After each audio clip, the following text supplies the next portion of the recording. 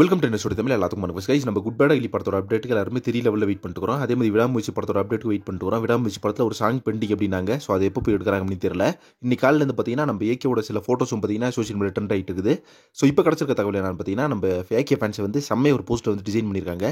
Good bad ugly OG poster அப்படின்னு ஒரு poster design பண்ணியிருக்காங்க. வேற லெவலில் டிசைன் பண்ணியிருக்காங்க. ஸோ இப்போல்லாம் ஐடியா வந்து எங்கேருந்து தான் இவங்களுக்கு தோணுதுன்னு தெரியல. அண்ட் அதே மாதிரி பார்த்தீங்கன்னா நம்ம ஆதிக்க ரவிச்சந்திரன் வந்து தீனா படத்தை வந்து தான் நம்ம ஏகேவோட ஒரு வெறித்தனமான ஃபேன் அப்படின்றது எல்லாத்துக்குமே தெரியும்.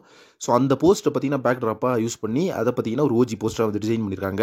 பயங்கர கலர்ஃபுல்லாக வேறு லெவலில் வந்துருக்குது. ஸோ அதே மாதிரி இந்த படத்தில் வந்து அர்ஜுன் தாஸ் இருக்காரு, ஸ்ரீலீலா இருக்காங்க, த்ரிஷா இருக்காங்க. இந்த மாதிரி ரூமர்ஸ் எல்லாம் இப்போ சோஷியல் மீடியாவில் பயங்கரமாக ட்ரெண்ட் ஆகிட்டு தான் இருக்குது. பட் இதை பற்றி அஃபிஷியல் தகவல் வந்து எப்போ வருதோ அப்போ தான் வந்து ஒரு கன்ஃபர்மேஷனுக்கு வர முடியும் நம்ம ஏகே ஃபேன்ஸ் அப்படின்னு சொல்லலாம். ஸோ இப்போ பார்த்தீங்கன்னா இந்த ஓஜி போஸ்டர் வந்து எப்படி வந்திருக்குன்னு சொல்லிட்டு கம்பெனியில் மார்க்காக மென்ஷன் பண்ணுங்க. பார்க்குறதே பார்த்தீங்கன்னா தெரிய லெவலில் வேறு லெவலில் கொடுத்துருக்காங்க.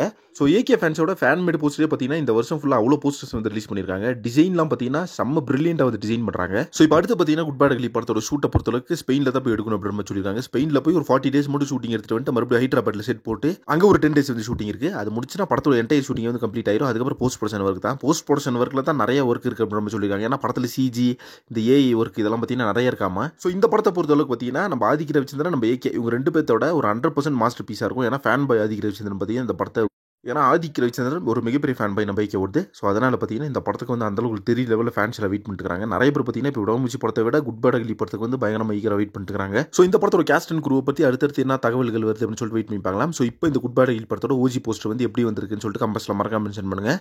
மேலும் வந்து நம்ம ஏகேவோட இன்ட்ரெஸ்டிங்கான அப்டேட்ஸ்க்கு நம்ம சேனல் சப்ஸ்கிரைப் பண்ணிக்கோங்க. நெக்ஸ்ட் ஒரு பண்ணுறேன். Thank you very much friends.